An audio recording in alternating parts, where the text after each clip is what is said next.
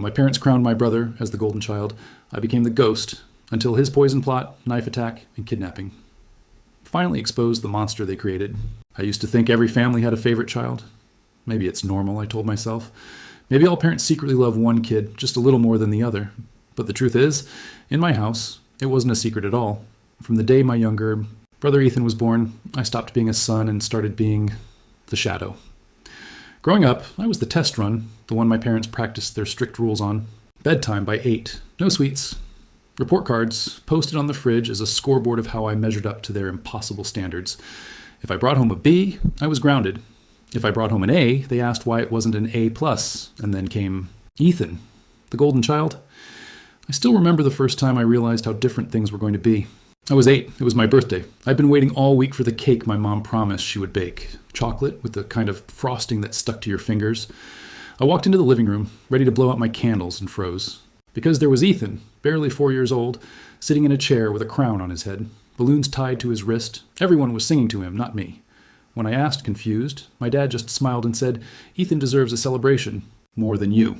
Don't you want your brother to feel special?" That line burned itself into my memory. Don't I deserve it too?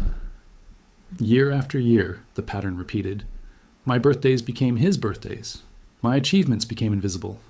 Ethan didn't even need to try. My parents showered him with gifts just for existing. I, on the other hand, learned to lower my expectations. The difference was like night and day. If I spilled a glass of milk, I was scolded for being careless. If Ethan knocked over an entire pitcher, Mom laughed and said he was playful.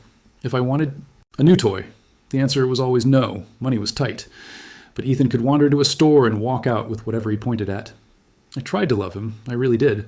He was a cute kid with big eyes and a smile that could melt anyone. But in the back of my mind, a question kept gnawing at me. If Ethan was the golden child, what did that make me? The forgotten one? The ghost? By the time I reached middle school, I had stopped asking for anything. I stopped believing birthdays mattered, or that my parents would ever look at me the way they looked at Ethan. Deep down, I still clung to a fragile hope that maybe, one day, they'd see me. That maybe I'd finally be enough.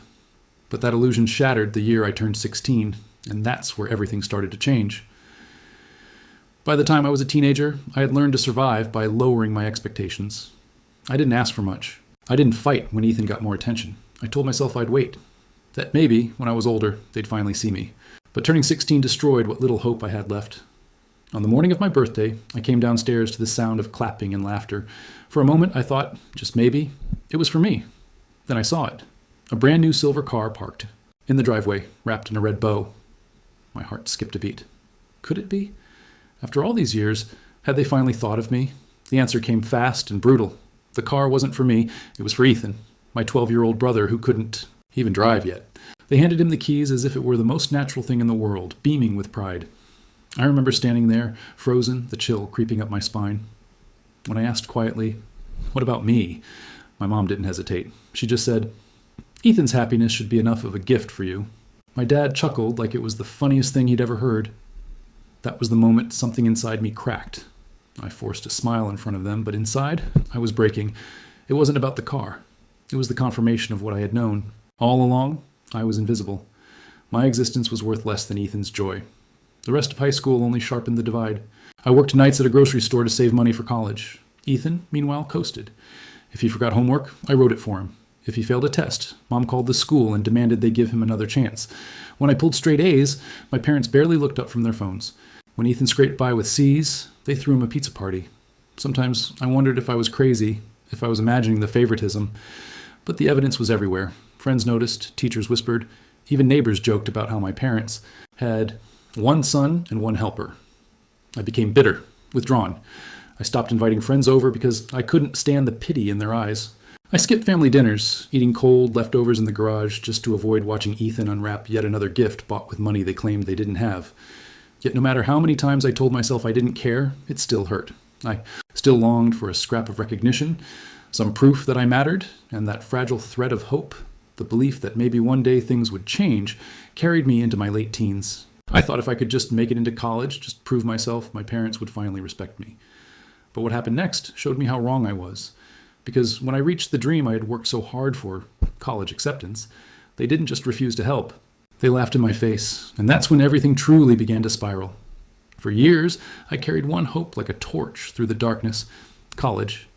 I believed that if I worked hard enough, if I clawed my way into a good school, my parents would finally have no choice but to see my worth. So I worked. Late nights, stocking shelves at the grocery store, early mornings tutoring classmates for a few extra dollars, weekends mopping floors at a local diner. Every penny went into a savings jar. Hidden beneath my bed, I kept a secret tally, whispering the number to myself like a prayer. When the acceptance letter finally came, I remember standing on the porch, envelope in hand, my heart hammering in my chest. It was from the university I'd dreamed about since I was 12. I ripped it open, read the words, "Congratulations, we are pleased to inform you," and felt tears blur my vision. For the first time in years, I thought maybe things were about to change. That night, I sat my parents down at the kitchen table. I wasn't asking for a miracle, just a fraction of support. "If you could cover even 20% of tuition," I said softly. "I can handle the rest, please. It would mean everything." My mom burst out laughing so hard she slapped the table, her rings clicking against the wood. My dad leaned back in his chair, smirk curling his lip. "Figure it out. Yourself, son. We're not wasting money on you." The words hit harder than any slap. I left the table in silence, retreating to my room, staring at the acceptance letter until the letters swam before my eyes. I'd worked for years to earn that dream, and in a single breath, they'd crushed it. But the cruelty didn't end there. 2 years later, Ethan, my golden brother, got his own college letter, a community college barely 15 minutes away. My parents threw him a party so lavish it could have passed for a wedding reception. Streamers, champagne, dozens of relatives. And in the middle of it, my father raised a glass, his words sharp as knives. "To Ethan," he said, "the brilliant son we always wanted." The room erupted in applause. I sat frozen in my chair, blood rushing in my ears, and then came the dagger. They announced they would pay all his tuition in full, and as a bonus, they'd bought him a condo so he could enjoy the full college experience. My eyes widened so much I thought they might tear. I'd begged them for a fraction, and they had laughed at me. Now, for Ethan, they gave everything without hesitation. I forced myself to clap, but inside, something boiled. The rage, the years of humiliation, the ache of being invisible, it all crashed into me at once. And that was the night I stopped pretending. That was the night I realized this wasn't just favoritism, it was war, and my breaking point came sooner than anyone expected. I should have walked out of that party. I should have swallowed my pride, driven home, and let them drown in their own delusion. But something inside me refused to stay quiet any longer. When the guests began to leave and the champagne flutes clinked in the sink, I pulled my parents and Ethan upstairs to a quiet room. My hands were shaking, but my voice came out steady.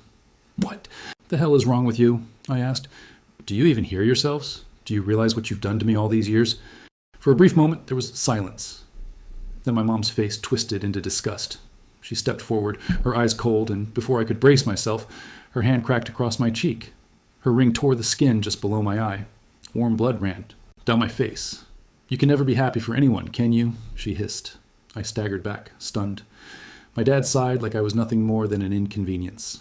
"I told you we shouldn't have invited him," he muttered. Ethan stared at the floor, silent, his lips pressed tight. Not a word of defense, not even a glance in my direction. But what they didn't realize was that I had been recording. My phone sat propped in the corner, camera rolling, capturing every second of the slap, every word of contempt. That night, I uploaded the clip. At first, no one noticed, then I tagged every relative I could. And suddenly the views started climbing. Cousins, aunts, neighbors, even people I barely knew. The truth was out there, raw and undeniable. 2 hours later, the family group chat exploded.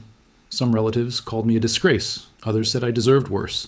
But for the first time in my life, there were voices defending me too. People who had seen the favoritism, but never dared speak. Now they had proof. When I woke the next morning, my phone buzzed with a call from my grandfather. His voice was sharper than I'd ever heard it. "Pack your things," he said. "You're coming. Here, enough is enough." And that was the day the balance of power in my family shifted. Because if my parents thought humiliation was the worst thing I could do to them, they were wrong. Much darker days were coming. For a short while, things almost felt calmer. After the video went viral, my grandparents brought me into their home. For the first time in years, I wasn't walking on eggshells. I had a bed that was mine, food that didn't feel like charity, and people who actually looked at me when I spoke. But peace never lasts long in my family. A few weeks later, we had a dinner at Ethan's favorite restaurant. My parents insisted it would be a chance to move forward. Against my better judgment, I went. My grandparents wanted to show unity, and I wanted to believe maybe, just maybe, things could improve. The table was full that night, Both sets of grandparents, aunts, my parents, and Ethan sitting smug at the center. For 2 hours we argued. About parenting, apologies, forgiveness. My parents mumbled something close to regret. My grandparents demanded better. The food came and went, tension simmering under every bite. But as dessert plates were cleared, I noticed Ethan. He wasn't eating much. His fork tapped against the table, his eyes flicking again and again toward my grandmother's plate. When she excused herself for water, he leapt up to refill it before the waiter could. He even adjusted her napkin, tucking it into place like some doting grandson. At the time, I brushed it off as nerves. Now, I wish I hadn't. That night, just hours after the dinner, my grandmother collapsed. We rushed her to the hospital, where doctors worked frantically to stabilize her. The verdict was chilling. Her system was loaded with an industrial-strength laxative. If we had waited a few more hours, her heart could have given out. I stood in that sterile waiting room, my hands trembling, playing the night over in my head.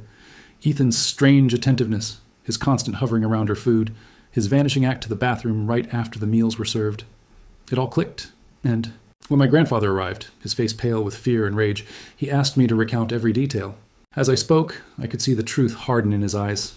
He made 3 calls before I'd even finished. One to his lawyer, one to a private investigator, and one to the restaurant demanding their security footage be preserved. For the first time, I wasn't just a neglected son. I was a witness, maybe even a target. And as the reality sank in, I knew one thing. Ethan wasn't satisfied with just being the golden child anymore. He wanted to eliminate anyone who stood in his way. And what I didn't realize then was how far he was willing to go. The morning after my grandmother nearly died, the hospital room became a battlefield. My parents showed up with Ethan, their golden boy, clinging to their sides like a victim. He wore the same innocent face I'd seen 1,000 times, but there was something in his eyes, a flicker of calculation he couldn't quite hide. When my grandfather and I confronted him with what we'd noticed at the restaurant, his hovering, his sudden trips to the kitchen, his obsession with Grandma's plate, he didn't hesitate. He laughed. Then he said the word that changed everything. Deep fake. He claimed the security footage could be manipulated. He told everyone I was tech-savvy enough to fabricate anything. He called me jealous, unhinged, desperate for attention. And the worst part? Some of the family believed him. My aunts nodded. My mother smirked. Even my father muttered, "You've always been dramatic." The gaslighting was relentless.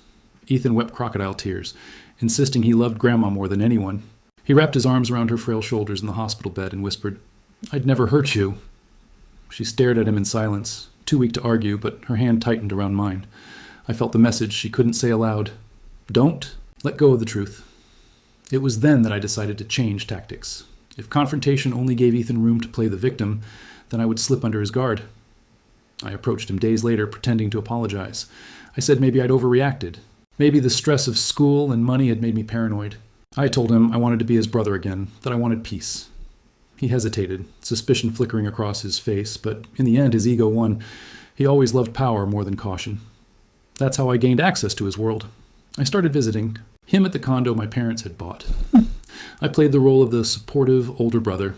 We sat on his couch playing video games, talking about school, even joking like we were kids again.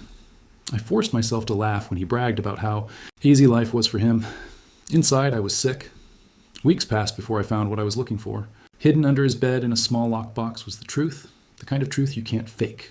Journals, page after page of handwriting, stretching back years. At first, they were childish scribbles, how to make Mom and Dad love him more, how to prove I was lazy or unworthy. But as the entries continued, they grew darker, meticulous, notes on manipulation tactics, gaslighting techniques, step-by-step strategies on how to turn my parents against me, and then chillingly detailed research on poisons, which substances could mimic natural causes, how to disguise dosage, methods to avoid suspicion. One entry even described how removing obstacles would guarantee his inheritance. I photographed every page, my hands trembling as I turned each one. His handwriting was unmistakable, his obsession undeniable. I left everything exactly as I'd found it. Then I sent the images to my grandfather's lawyer, uploaded backups to cloud storage, and even printed hard copies. No more doubts, no more deepfake accusations. But evidence doesn't end arguments, it explodes them. When the family gathered again and my grandfather presented the journals, chaos erupted. My mother screamed that I'd broken into Ethan's private things. My father accused me of forging the writing. Aunts and uncles shouted over one another. Some called me sick. Others fell into stunned silence as they read Ethan's own words in black ink. Ethan, meanwhile, put on the performance of his life. He screamed. He cried. He claimed I'd been stalking him for years, that I was obsessed with ruining him. He even suggested I'd planted the journals myself. And unbelievably, some nodded in agreement. The family split down the middle that night. Half believed him, half believed me. But the one voice that cut through the storm was Grandma's. Her voice was weak, but her words were razor sharp. She said she remembered waking up at night to see Ethan standing over her bed. She said her water had tasted bitter the night she collapsed. She said the notes slipped under her door were always written in blue ink, Ethan's favorite, and in that moment I saw it. His mask slipped, just for a second. A flash of pure rage. It was enough. Enough for me to know the next time we faced each other, it wouldn't just be words, it would be survival. The journals should have been the end of it. Any rational family would have seen the truth laid out in black and white, but rationality had never lived in my house. My parents dismissed the pages as if they were fan fiction. My aunts fought among themselves, some crying that I was destroying the family, others whispering that they'd suspected all along. It wasn't evidence anymore. It was a weapon, cutting the family straight down the middle. To stop the shouting match, my grandfather organized one final meeting. He wanted everything on the record, no more whispers, no more private denials. This time, he insisted on showing not only the journals, but the hospital report, the threatening notes, and a short clip from the security camera that showed Ethan sneaking into the kitchen at the restaurant. The room fell into a tense silence as each piece of evidence was laid out. Faces shifted from doubt to horror. Even those who defended Ethan the loudest now hesitated. And then my grandmother spoke. Her voice cracked, but her words sliced through the air. "I know it was you, Ethan. I felt your eyes on me that night. You were going to let me die." Something inside him snapped. He shot to his feet, knocking over his chair. The mask he'd worn for years, sweet son, golden boy, shattered. His face twisted with fury as he screamed that I'd poisoned everyone. Against him, that none of this would have happened if I hadn't been born first. And then he lunged. Before anyone could react, Ethan pulled a knife from his pocket. Not a kitchen blade, but a sleek hunting knife, sharp and deliberate. He came straight at me, his movements fueled by years of pent-up rage. I stumbled back, my heart pounding, the table slamming against my hip as I tried to shield my grandmother. My mother screamed. My father froze. For a horrifying second, no one moved to stop him. The only sound was Ethan's voice, hoarse and feral. "You ruined everything. I should have been the only one." I braced for the impact, but it never came. The door burst open and two officers charged in, weapons drawn. Behind them was Catherine, the private investigator my grandfather had hired. She'd anticipated this moment. She knew Ethan was unstable, dangerous, ready to explode. Ethan froze, knife still in hand. For a long second, he stood there shaking, torn between fight and surrender. Then, in a sudden shift, he started laughing. A hollow, eerie laugh that filled the room and made my skin crawl. He dropped the knife, raised his hands, and said in a calm, mocking voice, "This isn't over." The officers cuffed him and led him out, but his eyes never left mine. Even in chains, he looked victorious, as if he knew something the rest of us didn't. And in that moment, I realized the nightmare wasn't ending. It was only changing shape, because the trial was coming. And Ethan wasn't done playing games. The weeks leading up to the trial felt like living under a microscope. The journals, the poisoned water, the threatening notes, all of it became evidence, stacked neatly in folders and exhibits. My grandfather's lawyer built a case that should have been unshakable, but Ethan was always good at performing. The courtroom became his stage. He sat at the defense table looking fragile, pale like some misunderstood boy who'd lost his way. His lawyer painted him as a victim of stress, a young man crushed under pressure, manipulated by lies, by me. They called me obsessive. They said I had a vendetta against my brother, that I'd doctored videos and planted journals to frame him, and disturbingly, some people believed it. Teachers took the stand, swearing Ethan had always been polite, respectful, a model student. Neighbors testified that they couldn't imagine him hurting a fly. My own parents sat behind him every day, whispering encouragement, handing him home-cooked meals during recess breaks, glaring at me like I was the real traitor, every word cut, deeper. I felt like I was on trial, not him, but the evidence was too strong to ignore. Catherine, the private investigator, testified. The footage showed Ethan sneaking into restricted areas. The handwriting analysis confirmed the journals were his. The opioids found in Grandma's tea traced back to the same batch Ethan had purchased under a fake name. Piece by piece, the mask slipped, and for a moment, I thought justice might finally come. Then 3 weeks before sentencing, everything unraveled. Ethan was under house arrest, confined to my parents' home with an ankle monitor. One morning, officers arrived to check on him. His room was empty. The ankle monitor lay sliced clean on the floor. His closet was bare, his bed untouched. He had vanished. On the desk, a single note. "See you soon, brother." The police scrambled, setting up checkpoints, issuing a warrant. But it was clear. Ethan had planned this. He'd drained his accounts days earlier, sold his car, even secured a fake ID. He knew exactly how to disappear. And as I stood in that empty room, staring at the cut strap of his ankle monitor, a cold truth settled over me.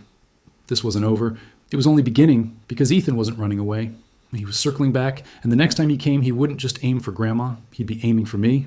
For days after Ethan escaped, we lived, like prisoners in our own home. Every shadow outside the window felt like him. Every late-night creak made my heart slam against my ribs. My grandmother barely slept. My grandfather kept a loaded shotgun by the door. I carried pepper spray in my pocket, even to the grocery store. And then the nightmare got real. One evening, I returned from picking up my grandmother's medication. The front door was wide open. The security guard my grandfather had hired was sprawled unconscious on the lawn. Inside, the nurse was locked in. The bathroom, pounding on the door, her face white with fear. And my grandmother's room, empty. Her bed overturned, her emergency button smashed to pieces, her medication scattered across the floor. She was gone. My hands shook so badly I almost dropped my phone calling 911. Within minutes, the house was swarming with police. And then the call came, a number I didn't recognize. I answered on speaker. It was Ethan. But the boyish charm, the fake innocence, it was gone. His voice was cold, deliberate, stripped of any disguise. "She's safe," he said. "For now. But that depends on you." He wanted everything, every cent of inheritance money that hadn't even been distributed yet. And more than that, he wanted me to film a confession. A public video admitting I had forged all the evidence, faked the journals, poisoned Grandma myself. He gave me 24 hours. If I didn't comply, he promised I'd never see her again. The line went dead. The police traced the call, but it was a burner phone. No leads. The FBI got involved almost immediately. Kidnapping across state lines was on the table. Our living room became a command center. Maps spread out, laptops open, agents working phones while my family sat in stunned silence. My parents refused to believe it. They swore Ethan wouldn't hurt his grandmother, that he was just scared. But I knew better. I'd seen his journals. I'd read the entries where he called her the obstacle. I knew what he was capable of. Days blurred together, every hour an eternity. Packages began arriving in the mail, small boxes with no return address. Inside were photographs, shots of our house taken from across the street, images of me walking to the store, pictures of Grandma tied to a chair, her face pale, her eyes terrified. On the back of each photo, a single line in his handwriting, "Still watching." The FBI combed through every detail. One photo contained a clue, a reflection. In a car window, a partial license plate. Cross-referencing it led them to a stolen vehicle, tied to a woman Ethan had been contacting online. Her name was Veronica, a known con artist who targeted elderly victims. She had a cabin 3 hours north, remote and isolated. It was the perfect place to hide someone. At dawn, the FBI moved in. I wasn't allowed to go, but I'll never forget the hours waiting, pacing the living room with my grandfather. Every siren outside made me jump. Every ring of the phone made my stomach twist. At 7:23 a.m., the call finally came. They had found her. Grandma was alive. Dehydrated, weak, but alive. Ethan and Veronica had tried to flee, but they were cornered, arrested after a brief struggle. Inside the cabin, agents found more journals, more research, blueprints for other family members he'd planned to remove. When I saw Grandma wheeled into the hospital, frail but breathing, I broke down. I had saved her once before. This time it felt like a miracle she'd survived at all. But as I held her hand, I realized something chilling. Ethan wasn't just dangerous because of what he did. He was dangerous because of what he believed, that he was owed everything, that anyone who stood in his way was expendable, and no trial, no prison cell was ever going to erase that. When Ethan and Veronica were dragged out of that cabin in handcuffs, I thought it was finally over. But family wounds don't close just because the villain is behind bars. They linger, they fester, and sometimes they scar in ways you don't expect. The trial was brutal. Ethan's lawyer tried once again to spin him as the victim. A young man manipulated by an older woman, pushed into madness by her schemes. He claimed the journals were just creative writing exercises, the notes under Grandma's door, sick pranks gone too far. But this time, the evidence was overwhelming. Catherine, the investigator, had documented everything, the purchases, the surveillance, the kidnapping, and Grandma herself testified, her voice trembling but unshakable, describing the nights she woke to find Ethan standing over her bed, the bitter taste of poisoned water, the fear that had hollowed her out. The jury didn't take long. Ethan was sentenced to 25 years. Veronica got 30. I should have felt relief. Instead, I felt hollow. My parents were shattered, not by what Ethan had done, but by what they lost. They cried in the courtroom, clutching one another, still calling him their sweet boy. They never once looked at me. Not when I testified, not when the verdict was read, not when Grandma nearly collapsed walking out of the courthouse. To them, I wasn't a son. I was the reason their golden child was gone. Eventually, they moved away. Another state. Another. Start. Rumors reached me that they volunteered with troubled youth, as if saving strangers could erase the monster they had raised at home. I never spoke to them again, but my grandparents gave me what I had always wanted. They legally adopted me at 23. It might sound symbolic, but to me, it was everything. For once in my life, I belonged. I had parents who chose me, who saw me, who didn't measure my worth against someone else's smile. College came and went without debt, thanks to them. Therapy followed. Slowly, I built a life that wasn't about survival, but about living. I met someone who understood broken families, and together we built our own. We had kids, and I swore with every part of me, that I would never repeat the cycle. Each child would be loved equally. No golden ones, no ghosts. Grandma lived another 6 years after the trial. She passed peacefully in her sleep at 91. At her funeral, I stood before everyone and said what I'd never been able to say before, that she had saved me just as much as I had saved her. My grandfather squeezed my shoulder that day, and I knew he understood. Even now, years later, I sometimes catch myself driving past my parents' old house, the one filled with memories that feel more like bruises. And I think about Ethan. I think about the letter he sent from prison, scrawled and uneven, saying he was in therapy, that he finally saw what he had become. He didn't ask for forgiveness. He said he didn't deserve it. I never wrote back, because forgiveness doesn't mean forgetting, and forgetting would dishonor everything it took to survive. Some nights, I lie awake, listening to my kids breathing softly down the hall, and I feel a strange kind of peace.